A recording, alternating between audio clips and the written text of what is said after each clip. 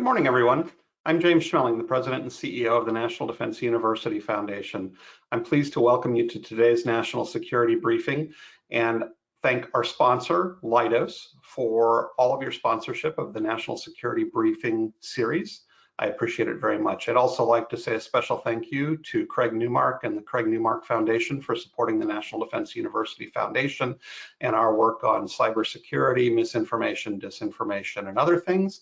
And introduce Dr. Brian Greenwald. Dr. Greenwald is the Deputy Provost here at the National Defense University. He's a professor as well. He holds an MA and a PhD from the Ohio State University, as well as being an alum of the National War College here at National Defense University. He's been a good friend to the National Defense University Foundation, and I've enjoyed working with him as we've brought things like the Society for Military History Conference to the Joint Forces Staff College and other things. Dr. Greenwald, I'm going to turn it over to you to introduce our speaker, Sarah Gamberini. Thank you. Thank you, James, for that very kind introduction, and a very good afternoon to everyone. Thanks for being with us. I've been at NDU for just over 14 years, both as a teacher and as an academic administrator. And I am continually impressed with the richness of the learning experience here at NDU and very appreciative of the opportunities for unique dialogues like we'll have today on some of the most critical national security issues facing us. Over the years, National Defense University's 5 war colleges or postgraduate colleges have conferred advanced degrees on more than 20,000 current and former military leaders, ambassadors, senior agency officials across the national security enterprise and partners from over 150 countries around the world. This year's class is no different, with about 650 students. It includes about 155, or roughly 20%, 20-25% of international students from 75 countries, 325 military students from all 6 services to include the new Space Force, and almost 200 interagency students. And we're very thankful for the support of the National Defense University Foundation for all that it does for NDU to help us fill that margin of excellence that is so important to bring enabling student success here at NDU. I'm sure all of us realize that, particularly with the unprovoked onslaught that Russia has brought to Ukraine, the importance of advanced joint professional military education now more than ever. Our leaders today and of tomorrow will face increasingly complex security issues. It's our challenge here at NDU to develop leaders who can outthink our adversaries and operate effectively in that increasingly complex and dynamic world. Their approaches must combine all instruments of national and international power to include the topic that Sarah will talk about today. As former SOCOM commander and former chief of staff of the Army, General Pete Schoonmaker once said, "We train for certainty, but we educate for uncertainty." And that brings me to the topic of today. As Sarah Gamberini, a senior policy fellow with the NDU Center for the Study of Weapons of Mass Destruction, will tell us, we must educate for uncertainty because on a daily basis, it's becoming ever more difficult to tell the certain from the uncertain. And the influence of malign and disinformation is causing many to question truths that heretofore they may have believed to be self-evident. And I use that term very purposefully. Recently promoted to senior fellow based on her extraordinary work in the field, Sarah is going to discuss some of the strategies, techniques, and effects or influences that disinformation is having on our way of life and our strategies and actions to preserve everything from the rule of law to civility as we know it. As her biography attests, she is truly an expert in the field, and we are very pleased to have her both on our NDU team and with us today. And with that, Sarah, I yield the floor to you, and I look forward to the presentation. Thank you. Well, thank you, Dr. Greenwald, for that kind introduction. And thank you to James Schmeling and the NDU Foundation for recognizing the importance of this topic and for hosting me here today. I'll give my usual caveat that this talk is my own and does not necessarily represent the views of the US government, DoD, or the National Defense University.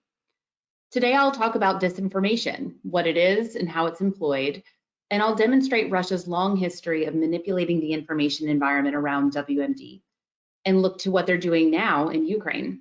I will then finish up with a few thoughts about how we might address this challenge. Slide. False information pervades our world, and technical areas of science, health, and weapons of mass destruction are particularly susceptible to disinformation. Countries have used this type of influence to challenge the United States and its allies in the information domain, weakening our democratic societies and undermining faith in institutions. The ever-presence of this muddied information environment poses a challenge to national security. In an era of disinformation, the United States must consider how competitors will manipulate information to gain leverage. Now, there's many terms that are thrown around to describe this post-truth world and the spectrum of false and manipulated content online. And terms are too often used interchangeably, but they have different methods and different solution sets. Misinformation is the inadvertent spreading of erroneous content. In this case, people sharing false information believe it to be true, they've heard it somewhere, and they're just spreading the message. Disinformation is the malicious and intentional development and propagation of false or manipulated information. So an example of this would be the instigation of a bioweapons conspiracy theory. That's not to say that misinformation is in any way benign. We've seen how misinformation about masks and the COVID vaccine can endanger lives. And misinformation can be employed maliciously by relying on unwitting users to spread false information. We've become an army of useful idiots, to use the Soviet term. In many ways, misinformation can be as or more dangerous to democracies than intentional disinformation. Misinformation is often more pervasive and harder to pinpoint since it's almost grassroots in the way it operates. A term that may be less familiar to you is malinformation. Malinformation is largely built around facts, but taken out of context or otherwise misleading. While mis and disinformation can be defined by its intent, malinformation is tricky because out of context information can be unintentional, although certainly irresponsible when coming from a trusted source, a leader, or a journalist. Or malinformation can be deliberate and malicious, taking facts or quotes out of context to achieve a certain goal. Now, with a lot of this, you'll hear people talk about fake news. This is not a useful term. These days, fake news is used when anything, even facts, are politically inconvenient. And disinformation is rarely completely fake, but built on a nugget of truth, and that lends credibility and allows people to accept any falsehood tied to that truth. Using the term fake news is dismissive and misses the point of how harmful disinformation is to liberal institutions, rule of law, and democracy. Now, I'll show some Russian disinformation throughout these slides, and I denote when false or manipulated content appears using this disinformation alert symbol. Slide. Russia sees information as a species of weapon. All forms of information across all platforms are potential sources of power and can be weaponized. Russia believes that the West is seeking dominance across all strategic domains and uses all forms of information technology against Russia. Russia sees Western dominance manifested socially and culturally. They see persistent Western entertainment and media as overtly anti-Russian messages, seeking to replace Russian culture, values, and language. Russia also views the internet and social media as tools for Western intelligence services to coordinate activists and provocateurs in color revolutions. Russia also views itself as behind the West in science and technology. At points, it's reached parity in some of its defense platforms, but for the most part, it's struggled to keep pace and relies heavily on WMD for deterrence. And its poor conventional showing in Ukraine confirms this. Now, all of this to say, Russia sees itself on the defensive in this scenario and in a constant state of besiegement and deficiency. Slide. For Russia, disinformation is part of a cross-domain strategy, which includes various malign activities on multiple planes below the threshold of armed conflict. There's lots of examples of how Russia has done this. Little green men in eastern Ukraine when it annexed Crimea, unaffiliated private military groups like the Wagner Group, Novichok use, and numerous cyber attacks. And because of the nature of this type of warfare, likely many more that we're just not aware. And because of the deniability that Russia has maintained in each of these cases, attribution and proportionality are thrown into question. Russia integrates all military and non-military devices to achieve its strategic goals, and that includes in the information space. In 2019, Russian General Valery Gerasimov gave a speech in which he called information technologies one of the most promising types of weapons. and not just to be used against information infrastructures like we think about for cyber attacks, but against the population of a country, directly influencing the condition of a state's national security. Slide. These views predate the information age, but information technologies alarmingly exacerbate all of these threats. Since the end of the Cold War, Russia has had to be calculating and creative to balance its economic, military, and technological disadvantages to compete with the United States. And so it has turned to maximizing less conventional tools of war, including covert operations in the information domain.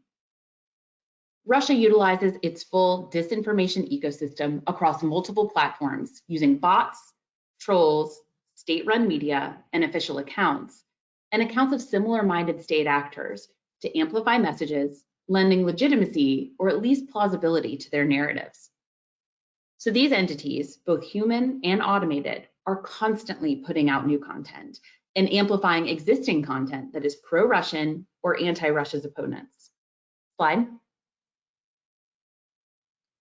Russia utilizes this information warfare to achieve certain objectives, shown here. This information warfare comes from the perspective that if you want to keep an adversary away, if you find yourself fearful and unable to compete, keep them busy at home. And in looking at what topics Russia targets, democratic elections, politically divisive issues, race, gender, public health topics, long-held norms about state sovereignty or WMD use, Russia clearly recognizes how to identify these and other seams and fissures within democratic societies and how best to exploit and amplify these divisions. Slide. So disinformation is a key weapon within Russia's information warfare arsenal, but it's not the only information weapon. Often it is flat out false information and deception, which is broadcast and amplified by various means. But other times it's about distorting actual facts or half-truths and using that to support an argument that's hard to debunk. We also regularly see Russia deflect its own treaty violations or human rights issues, or deflect with whataboutism, turning the narrative against the United States and its allies. So there are multiple forms of Russian manipulation of information across the spectrum of information warfare with this full disinformation ecosystem. Slide. It's important to note that it's not just Russia doing this. China and Iran are mastering these methods too. Often you'll hear how China is adopting Russia's information methodology, which is a little too simplistic. Authoritarian countries manipulate information for their own goals. China's disinformation use has historically focused on domestic propaganda and message control with its Great Firewall and millions of Chinese Communist Party influencers. They focus on creating the narrative that China and its authoritarian government are benevolent and powerful.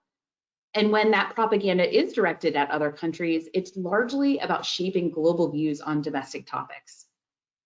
But in recent years, China seems to be borrowing from Russia's influence operations playbook, seeking to influence the actions and postures of other countries. And now China is playing a crucial amplifying partnership by sharing and repackaging Russia's false narratives about Ukraine, especially the bioweapons conspiracy theories. Now, while China is playing in this space and improving, China is still translating with language. Russia has mastered translation of culture. The Russian state is an expert at audience analysis, and China is still developing. But the scale at which China will be able to play in this space is worth our attention and research. Slide. So, what spreads easily in this information environment? Visuals and strong emotions spread quickly online. Russia utilizes what's called mimetic warfare, collapsing deep-seated emotional stories into a picture for a quick emotional punch, often not attributed and easy to share. So here I have two memes created by Russia. The first is what appears to be a benign, cute, patriotic dog, but it was in fact created by the Russian Internet Research Agency and targeted Americans in 2015.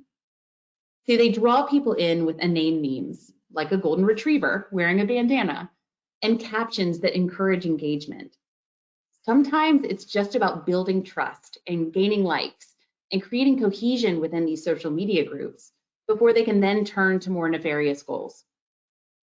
In the case of these and other Russian-controlled Facebook groups, as trust grew in these communities, IRA employees were told to instigate political intensity by supporting radical groups, stoking division and activism. The second picture shows a manipulated image of Ukrainian President Zelensky with a pile of cocaine. Now, this is clearly a manipulated image, easy to debunk, but these shallow fakes are deeply harmful because they feed mistrust of societies in what to believe. Slide. So, content that is visually engaging, scary, or salacious easily spreads online. And most social media platforms' algorithms prioritize this type of engaging content, so it spreads quickly and broadly. Slide. And what topic is scarier or more salacious than weapons of mass destruction? Nuclear, chemical, and biological weapons, by virtue of their special status in this box known as weapons of mass destruction, hold a place of fear and unknown in the minds of the public. And Russia has exploited that fear. Therefore, WMD has long been a target for Russia to employ disinformation. Russia has used disinformation, deflection, and deception on behalf of its Syrian ally in using chemical weapons. Russia also sowed dozens of conflicting narratives about its own uses of novel chemical weapon Novichok. And it uses coercive influence in its nuclear saber-rattling threats. Slide. The Kremlin has also long used disinformation methods to stoke fear about scientific and medical issues.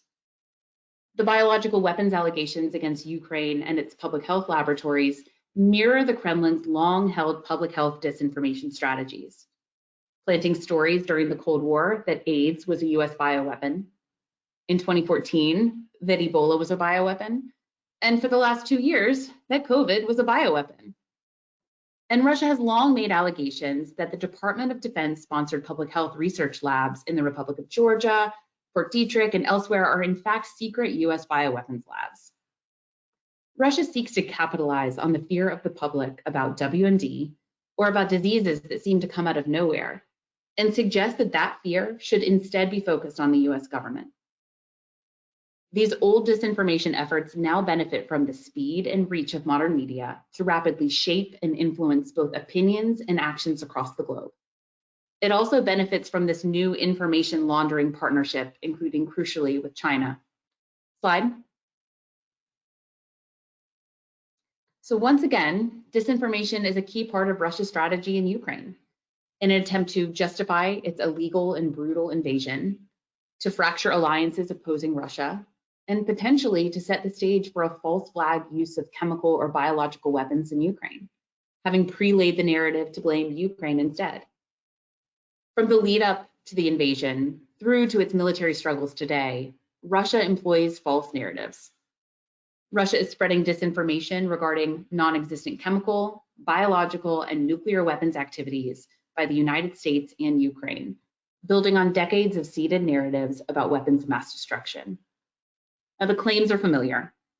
Russia's BW allegations are centered on Ukrainian labs that receive funding from the Department of Defense Cooperative Threat Reduction Program. This funding has boosted the diagnostic capabilities and public health capacity of these labs. But the Kremlin has sought to claim that the United States and allies are engaged in biological weapon testing and development for use against Russia, which would of course be a violation of the Biological Weapons Convention. As we saw in decades past, they paint peaceful research as malicious, highlighting legitimate research aimed at studying and countering endemic diseases and attempting to denigrate this work, twisting the facts and mischaracterizing these efforts to fight disease as attempts to manufacture bioweapons. In a survey at the start of the war, 40% of Americans surveyed were not sure whether the United States was creating bioweapons in Ukraine. That number is shockingly high. And I think that this is a huge problem that many people in America could think that the US has secret labs and is making bioweapons. And that's a victory for Russian disinformation. And it also demonstrates how the United States has not done enough to inform its citizens about its public health work around the world and our commitment to arms control. Slide. As I mentioned before, we are seeing this opportunistic amplifying partnership between Russia and China in a big way in Ukraine. In the case of Ukraine, amplifying Russian conspiracy theories about the dangers of a smaller neighbor and narratives that diminish Russia as an aggressor all help China's long-term efforts with regard to Taiwan. China's strategy of support for Russia's special operation relies largely on whataboutism, calling out the United States and NATO for its past operations in other countries. And Russia's bioweapons conspiracy theory against the United States also helps deflect from China as the origin of COVID-19 and plays into other US bioweapon conspiracy theories about the pandemic. The State Department Global Engagement Center recently reported that China's work to amplify the BW conspiracy theory in Ukraine has been China's biggest disinformation push since 2018, targeting multiple audiences in multiple languages around the world. Slide. So what is Russia trying to accomplish with these BW and CW narratives? At the strategic level, the Russian government employs disinformation to influence the actions, postures, and alignments of state governments. The Kremlin seeks to split alliances and coalitions, seeking to fracture NATO's unity in opposition to its actions. At the tactical level, Russia is likely seeking to achieve several objectives. It was laying the groundwork of the narrative that Ukraine was preparing to use chemical weapons on the battlefield months before Russia's invasion. Russia's Defense Minister Sergei Shoigu, for example, stated back in December 2021 that Ukraine was preparing to use chemical weapons. In the Kremlin's view, this pre-positioning of narratives can later be referred to in order to lend credibility when needed. This lays the foundation for the Kremlin to employ chemical weapons in Ukraine and then accuse Ukraine of being responsible. Russia employed this type of false flag chemical weapon allegation on behalf of its Syrian ally, and we should keep that history in mind. Second, having this narrative in place allows Russia to deflect responsibility for any hazardous chemical release that results from its conventional attacks on civilian infrastructure. The Russian way of war relies on massive firepower. It's often brutal and indiscriminate in its application. Attacks on manufacturing facilities like we are seeing in Ukraine can result in the release of various chemicals that can harm civilians or cause contamination. So the Kremlin could blame any release or spill of chemicals because of its military strikes on its opponents employing chemical weapons. And that this flyer in the middle from the OSCE warns of this. Slide. The Kremlin has also issued baseless charges that Ukraine was trying to develop nuclear weapons or radiological weapons to use against Russian forces. Slide. These nuclear accusations play into Russia's strategy in several ways. First, Putin's charge that Ukraine was building a nuclear weapon was an effort to offer a pretext for Russia's invasion of its smaller neighbor. By citing Ukraine as a direct and urgent nuclear threat to Russia, Putin aimed to justify his imminent invasion as necessary for national security. This argument was likely intended for the Russian public, but when combined with Russian nuclear saber rattling throughout this conflict, invoking a fictional Ukrainian nuclear threat is also part of a broader effort to signal to NATO that this was a war with existential stakes for Russia, and as such was a component of strategic communications to aim to prevent outside intervention. Slide. Finally, specific to the charges of a Ukrainian dirty bomb, similar to the Russian warnings of a possible chemical weapons attack as a cover for its own hazardous chemical release because of its attacks on civilian infrastructure, Russia's dirty bomb allegations may have been intended to preemptively provide a false explanation for the release of radiation or destruction of nuclear facilities as a result of indiscriminate Russian shelling or bombing. Slide. Russia relies on disinformation and control of the narrative to target various audiences.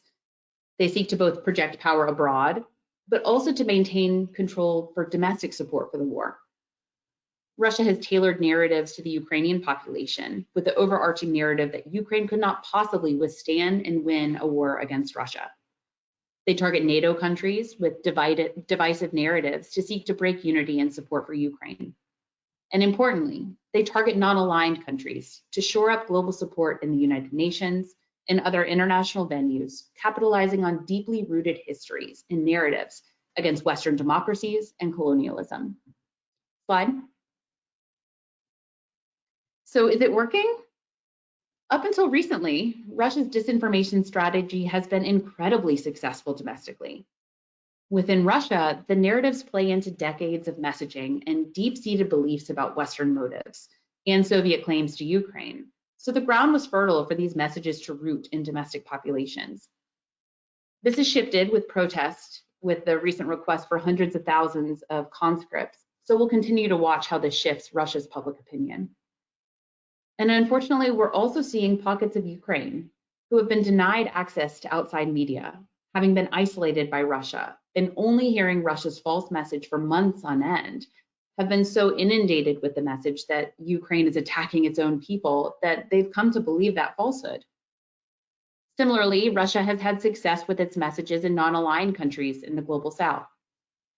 And yet, Russia's messages have not landed in Ukraine and the West in the same way, in large part because of successful pre-bunking and sharing of intelligence ahead of Russia's invasion.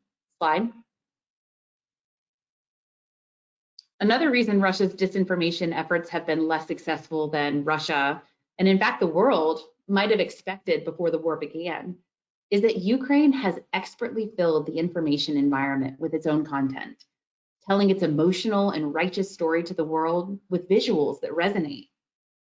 Ukrainian people on the ground have been able to instantly share videos that are edited with professional quality visuals in a steady stream of emotionally resonant content. And Ukraine has not ceded this space and in fact uses humor and emotion to generate shares and amplification of a message tied to the key narrative that Russia is wrong and Ukraine is righteous. They've used this content to engage publics around the world, and it's been effective in cultivating support for Ukraine in the war. Slide. Ukraine's information has not only won over publics around the world, it has been successful in countering Russia's disinformation. Don't underestimate the power of humor over rumor. NAFO, the North Atlantic Fellows Organization, is a decentralized group of trolls, putting out funny memes, humiliating Russia's military, and countering Russia's disinformation by making fun of it.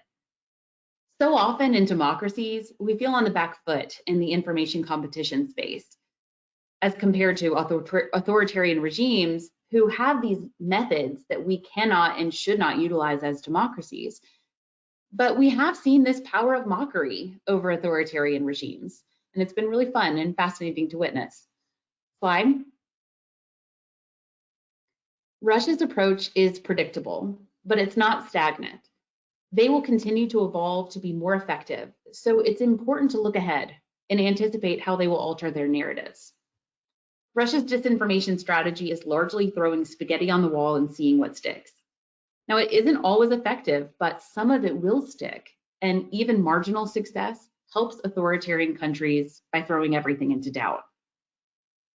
In seeing that its narratives are not landing in the West, Russia, with great support from China, has been targeting narratives in places that they are finding more success, in the Middle East and in Africa especially. Using Kremlin-controlled state outlets like RT Arabic and RT in French, as well as through Chinese state media to spread manipulated information about food and energy issues. And in the West, Russia's narratives are going to move toward targeting this war of attrition, focusing on dividing NATO domestic populations and chipping away at the immense public support for Ukraine. Russia did this to great effect in the last few years with pandemic fatigue, and we should expect to see similar methods in targeting war fatigue going forward. Slide. So what do we do about it? As we seek to counter the threat of disinformation, we must keep in mind the goals Russia seeks to accomplish: to divide and weaken the resolve and unity of our alliances and undermine democratic principles. It will be vital, therefore, to ensure all solutions to disinformation protect the values of individual liberty, democracy, human rights, and rule of law. Slide. The disinformation is not going away. It's cheap, effective, and it achieves our adversaries' goals. There are things that can be done, if not to deter, then at least to inoculate but it will have to be a whole of society effort from government, industry, and users. And there's no silver bullet, but multiple layered defenses to make it more difficult for disinformation to be circulated. And when it is viewed, for citizens to critically evaluate and disregard so it doesn't take hold.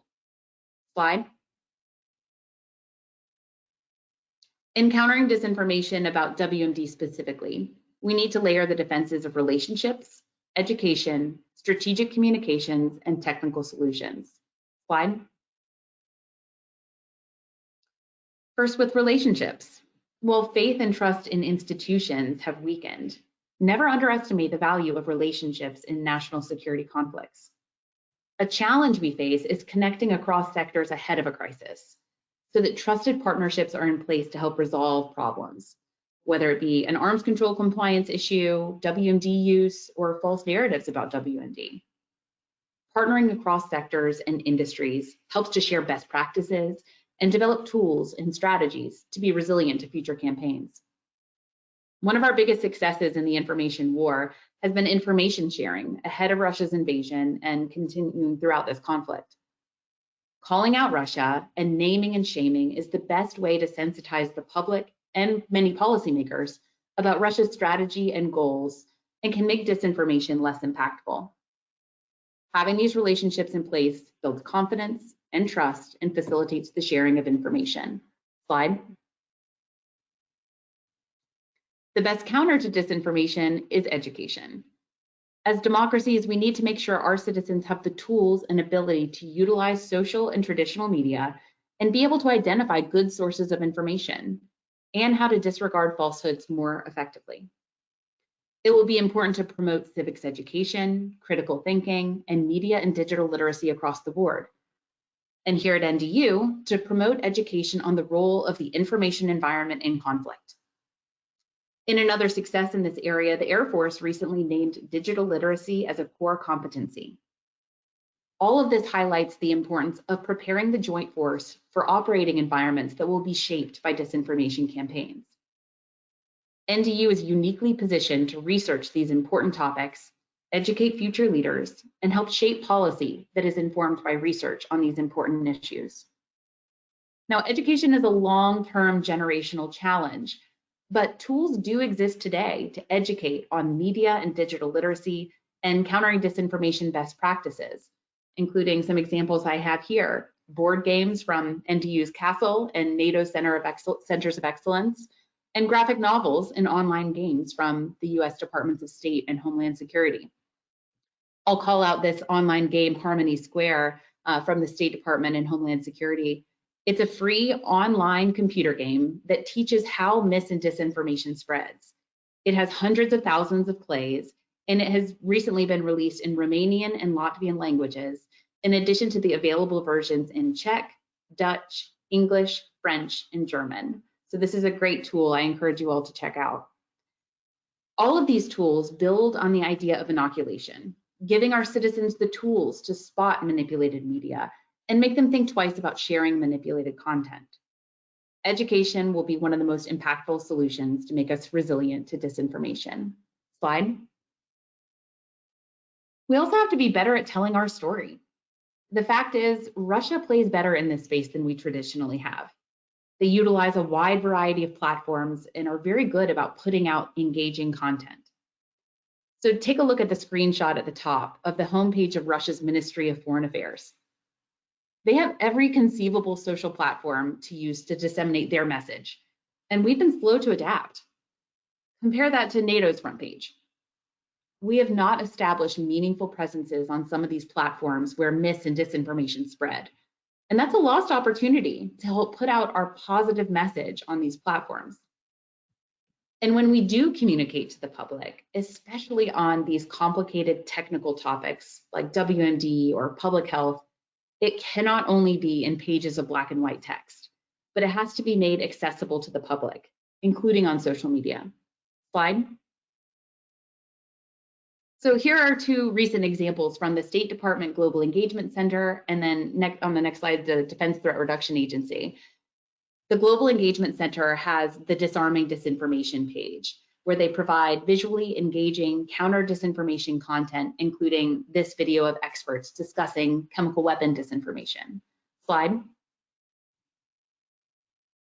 And for DITRA, when presented with Russian disinformation about DoD's Cooperative Threat Reduction Program in Ukraine, they invited a trusted news organization, CBS, to tour and report about the public health laboratory at the center of the bioweapons conspiracy. DITRA has also created quick videos debunking bioweapons allegations and sharing facts on Twitter. Now, it's important to note that not everyone will be swayed by good strategic messaging from the Department of State or Department of Defense. So we must also utilize the partnerships I mentioned before to help emphasize good information from trusted sources. Slide. Platforms themselves present a big challenge because it is in their design for the salacious, divisive, engaging content to be prioritized. And it also allows false information to spread really easily online. Industry's role in regulating content has not been nearly enough to this point, but there have been some important steps to add friction to the system to make it a little harder for false information to spread by identifying and alerting users to false or manipulated information, and investing in technologies to keep up with emerging threats in this space, including deepfakes. Slide. So disinformation is the new normal, and we have to think about how we can be most resilient to this challenge. We must expect and anticipate that Russia will continue to spread disinformation and sow discord in areas that are full of fear and strong emotion, including WMD topics. In our solutions, we must never resort to digital authoritarianism to address this challenge, but we can layer defenses to better utilize the information environment, platforms, and an understanding of how information spreads to help share our fact-based positive message in ways that stay true to the values of our democracy. Thank you so much for your time, and I look forward to a discussion now and any questions that you might have in the chat. Sarah, thank you very much. I appreciated that talk. I think it was really robust and very interesting. We do have some questions in the chat. We had some questions that were pre-asked, and I'll be sharing those. I'll just remind folks that there is a chat box, and you can specifically ask it in the box called questions, and I'll select from there. I probably won't be asking any questions on domestic politics and use of disinformation and misinformation in that sense, but I am going to ask one that has to do with US government and the private sector based on the layering discussion that you just had. The question comes from a retired member of the military, and he asks, given US government legal restrictions on countering foreign malign influence domestically, wouldn't the private sector be better suited? And I'd love to hear your take on that along with the discussion on layering. Absolutely. So this is one of these challenges that, as much as the government is interested in this and wanting to propose good solutions, many of the solutions will not be able to be implemented by the government, nor should they. I think we're seeing right now with Turkey's latest disinformation law trying to take control of this themselves and name what is true and what is false. And this is certainly not the way of accomplishing this as a democracy. And so we're going to have to make sure that there's enough education out there that industries are doing their part in this. Now that comes in a couple different ways. We've got the platforms themselves and making sure that they are doing whatever they need to make sure our public square is a robust place to share information, but not one that is so rife with disinformation. So certainly industry and platforms will have a role. I think that there's going to be a lot of interesting research, both in academia and elsewhere, on best practices for technical solutions. So we'll need that to happen outside of the government as well. And then we have the whole NGO space. There's some really fantastic work happening to better understand how information flows in different communities, as well as some good media literacy tools. I'll call out one. Girls Security is a wonderful NGO where one of the things they've done is come up with a flexible curriculum that can be brought by one of their high school members and implemented in their school. So I heard from some of their members from rural Georgia all the way to Silicon Valley, and how they've been able to take a very basic digital literacy curriculum and find out how it best suits their community, how they can make sure that they're educating in their community, and that this is not something that needs to be mandated from on high, and in fact would certainly backfire. this is going to be something where every single one of us, every industry is going to have to step up in some small way, and that's part of that layered solution I mentioned. Thank you. A question that's sort of a follow-on to that from a person in industry on how to counter disinformation. Specifically, who decides what is disinformation and how do we ensure that that decision is based on fact and not opinion, particularly given the comment that you made earlier about facts being distorted by context and used out of place? So the person who decides what's fact versus opinion is our individuals in a democracy, and that's really important. This is not something where there will be any part of the government that makes that kind of decision. That's what a democracy is. But where we can all do better is to make sure that we're all educated so that we can better understand the difference between facts, opinions, lies. There's a lot there, and that's really important. One of the things on my education slide is a fantastic children's book that I read to my 2 daughters called Facts versus Opinions versus Robots. This type of education about civics has to start at the earliest age possible and continue through. We always, part of being in a democracy is constantly making sure that we are up to date. That's a big task, and it's going to take lots of different players to make sure we get there. But certainly, I think it's something the industry is having to deal with right now as they do try to counter some of the disinformation online. COVID as an example, they've had to really flag things that were being shared, and we're learning a lot in this space as industry and platforms are trying to figure out what is their role in identifying and flagging. I think that flagging is maybe the best thing we can do. I love getting stopped on Twitter saying, "You're about to share this. Would you like to read it first?" I love it, especially when I'm trying to share my own work. Would you like to read this article before you share it broadly? But these little pieces of friction that we can add into the system to make it just a little bit slower of a process. It's not necessarily the best interest of these platforms that really benefit from more ads and speedy delivery, but it really is going to make our society so much more resilient by making us slow down and be flagged and alerted to something that might be manipulated.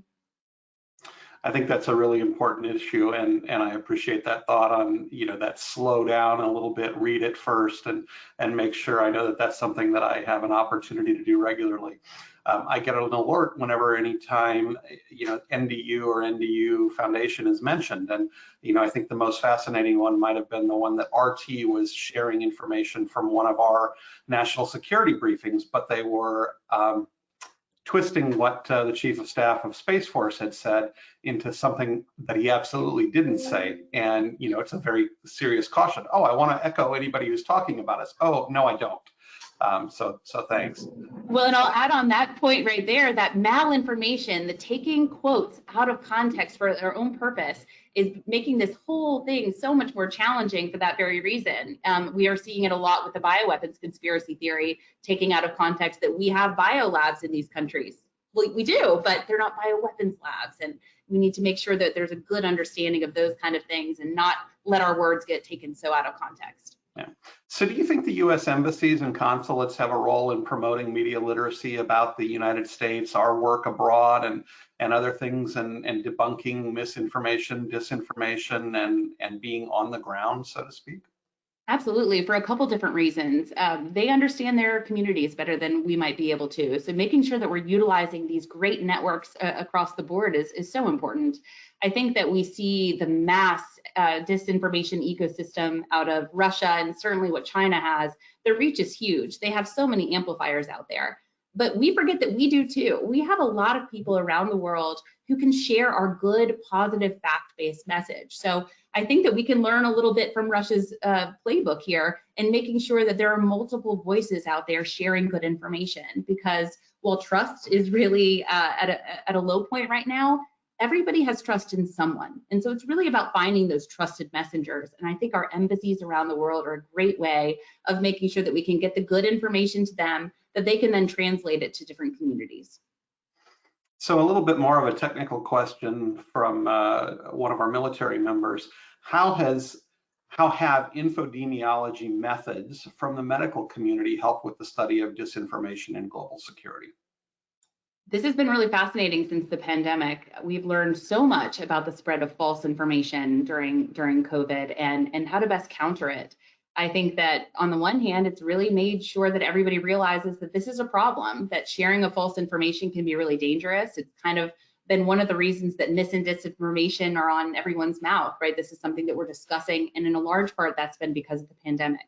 I think it's also really helped us think about disinformation and countering disinformation in different ways. And I'll give an example. When you think about anti-vaxxers or vaccine hesitant folks, there's a different way of approaching either of these groups, right? So if someone is vaccine hesitant, they might need some more information, meet them at their level, better understand, share some good information, find out, answer questions, and that person might be swayed. Now that kind of represents, somebody who, the vast majority of people who might see some disinformation, not understand what's going on in the non-COVID space. And so it's really taught us a lot about the importance of meeting people at their level and, sharing information. And so we've really learned a lot in that space. And then on the anti-vaxxer side, that we're really having to turn to some more deculting programming and everything to really counter some of the disinformation that is so deeply entrenched.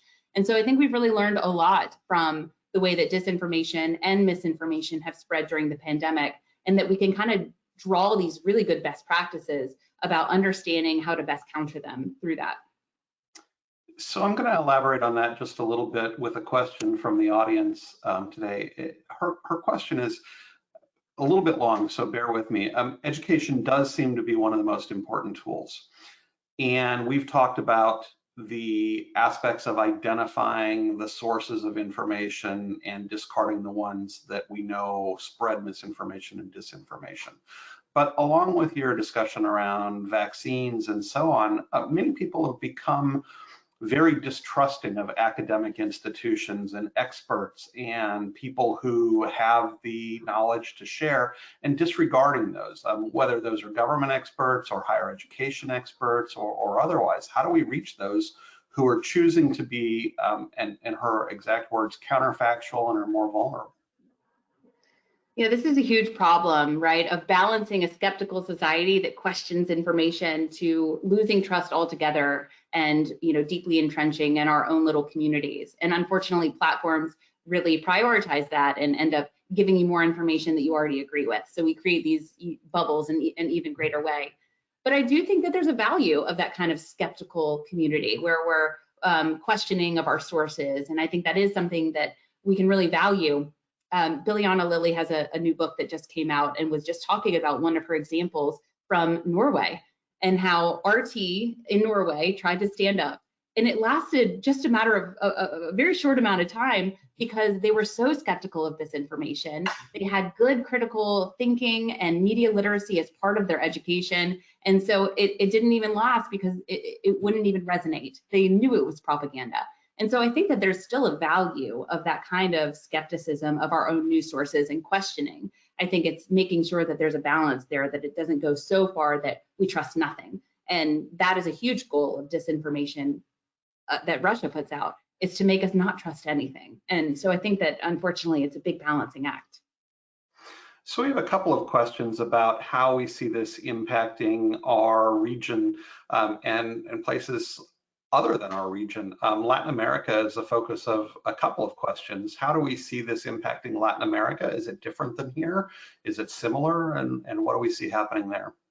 Yeah, it's interesting. Russia set up its Spanish language RT before almost any other foreign language. And this was back in 2009 that they had Actualidad RT. And so they've really been investing in Latin America for a good amount of time, far before Crimea, far before everything we're seeing in Ukraine. They recognize the importance of this whole population of making sure we're shaping it. And I think to some extent, it's the being in the backyard of the United States as well, to kind of put that pressure on. And Latin America is pretty interesting as it comes to disinformation, because one way that we see disinformation from Russia resonate in our democratic society is because we value free speech and we share good information and we have our media and everything. And many ways, Russia's able to target the little seams and fissures of our society. But at the end of the day, even in more authoritarian, less democratic societies, Russia is still able to really make big waves in those kind of populations, because there are divisions even in those populations. And then maybe even more so because of the censorship that some of these countries already see, that their governments already have a lot of control of the type of information that can be shared. And so when friendly RT comes in and is able to be yet another one of those, more state-controlled platforms, it's easier for that to resonate in that kind of population. So they've certainly had a lot of good progress in Latin American countries. Could you elaborate a little bit on one of your earlier slides around algorithm transparency and any thoughts you have on that issue specifically? Yeah, sure. So, these technological challenges that the government can't really impose on them, but we can kind of encourage some regulation. I think that in many of the congressional hearings we've been seeing over this last year, there's a lot of desire to be able to better understand why certain things are being put in front of us and to better understand. There was a time way back when where, our information that was seen to us was just based chronologically, but now it's so hyper targeted and it can drive us into these very, very niche rabbit holes of information. And I think that we as users really deserve to have that kind of information. So I think one of the things that we'll probably hope to see is a little bit more transparency in how information is targeting our society. So I'm going to ask a question. I'm going to paraphrase it a little bit from one of our audience members, though. Their question is really about how do we increase the training of military personnel in the civilian workforce to prevent their participation in this charged environment that is enhanced by people trying to drive a wedge from foreign adversaries. Is there a role in professional military education for national security leaders here?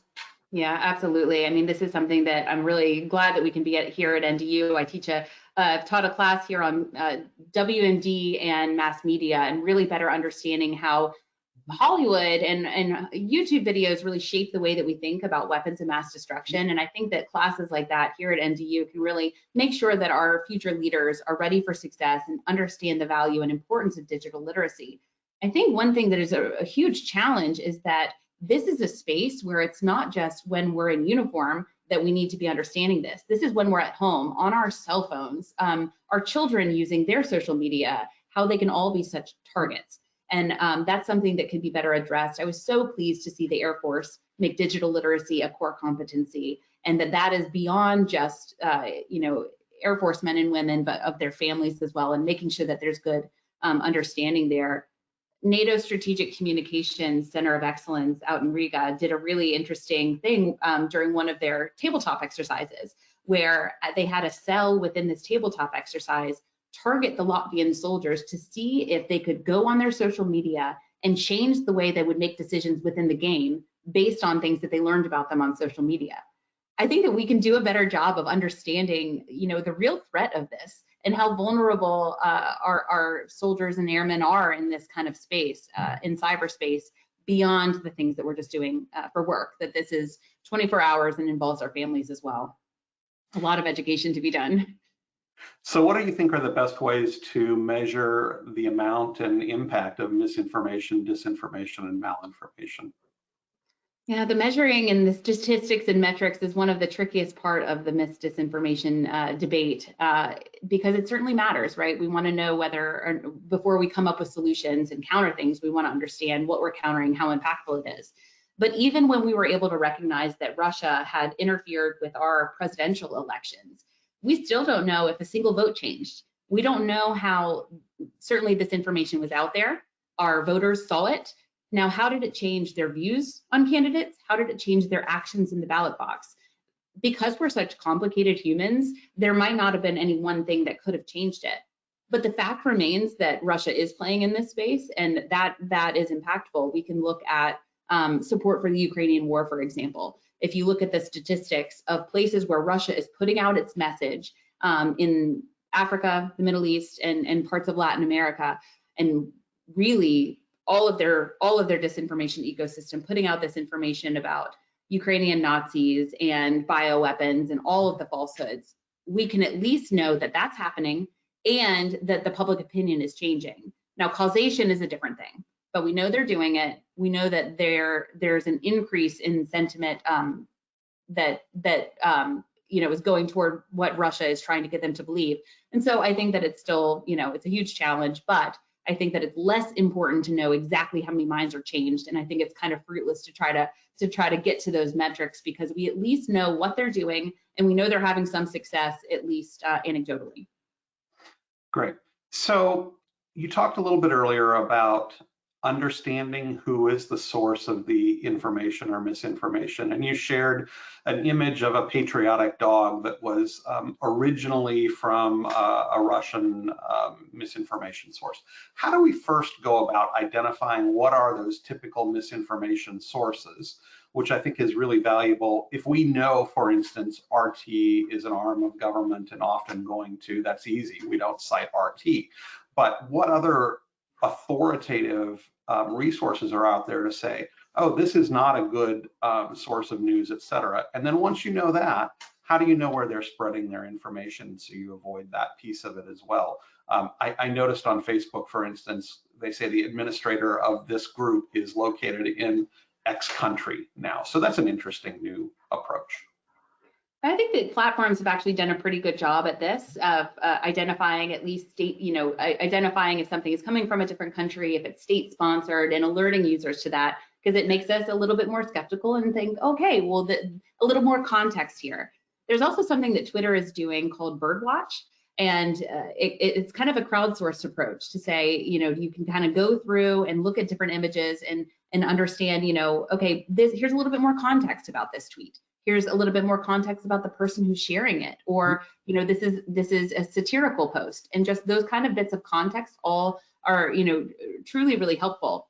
A problem with this is, especially when you're relying on the platforms themselves to do the regulation, is that RT, Sputnik, that's easy enough to say this is Russian sponsored. Let's try to limit how much reach they have. But the State Department came up with out with a great report last summer that it outlined all of the many dozens of small organizations that were laundering the information. Mm-hmm. And even though they're a couple steps removed, there's still Russian media. And trying to keep up with how many new websites are being put out there, how many new Russian influencers are sharing this information is a fool's errand. And so I think that there are little things that we can do, but it's a huge problem. You can just see the scale of it. So we probably have to rely more on platforms and larger security teams and others to interpret that data on a regular basis, perhaps. Absolutely. Yeah. So we have about and in different languages too. I'll add, that's the other thing too, is that we're really robust in certain languages and not so much in others. So that's another area that we could maybe invest a little bit more. So maybe our foreign language teaching in higher education and K through 12 would be an advantage. Always. So we have about 3 minutes left. So I want to give you the opportunity to close with any remarks or anything that comes to you after having all of the questions and wonderful answers and spending some time with us. No, thank you so much. This is a topic that is so much interest of so many people. And one of the reasons why is that it impacts each of us, even if it isn't necessarily our core area of research. And so I was so thrilled to look through the list of folks who had RSVP'd to attend today, from people within government, industry, librarians. Everyone's going to have a role in solving this problem. And so if we can come together as a society and really help counter this, I'm sure that we will be more resilient and less susceptible to disinformation going forward. Well, thank you very much. I appreciate it. I'm going to note a comment from the audience. This topic trails off of the recent topic about sneaky wars with Sean McFate that just happened with us about a couple of weeks ago. And his take on this was in part, we should be willing to employ tactics that our adversaries are employing, and yours was very much the opposite. There are things that we absolutely shouldn't do that are counter to our values as a democracy. And so I'm going to leave that out there as a question for the audience to ponder. I think there's some interesting takes all the way around.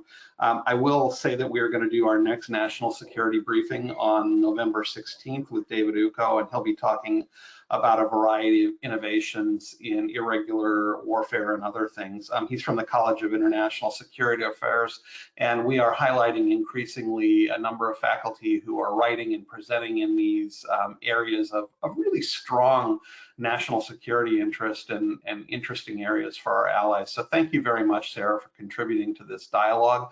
I appreciate it. Thank you for our audience for being so engaged. There were really great questions today, both before and during the chat, and I appreciate all of you. Thank you again to Leidos and to Vion for having sponsored our work, and thank you again to Craig Dumark for his particular emphasis on misinformation and disinformation and defending our democracy. I appreciate all of you listening today. Have a wonderful rest of your week. Thanks so much. Thank you, James. Thanks.